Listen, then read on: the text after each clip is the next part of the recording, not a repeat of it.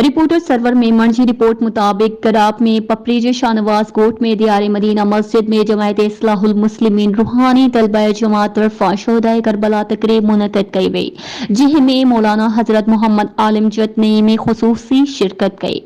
तकरीब में करबला के वाक़े ते तफसीली जिक्र किया वियो, करबला के शहीदन के भेटा पेश कई वई और मौके ते मौलाना मोहम्मद आलिम जत में खिताब कने चयो त करबला वाक़े में हजरत मोहम्मद मुस्तफ़ा जे प्यारन बचड़न दीन के बचाइण लाइ पंहिंजी जानियुनि जा नज़राना ॾिना।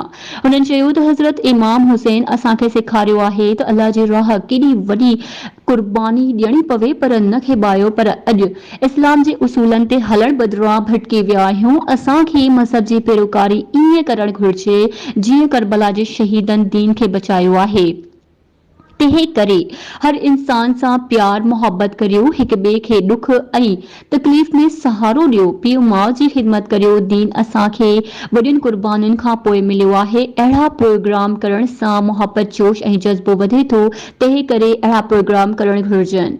और मौके ते मौना शौकत ताहिरी, खलीफ़ा मौलाना नासिर पठान ताहिरी, मतीउल्लाह ताहिरी, अब्दुल्ला बुघियो ताहिरी, मोहम्मद सिद्दीक ताहिरी, ज़िया अहमद नईमी, मोहम्मद सिद्दीक सैफी ऐं ॿियनि ख़िताब कयो।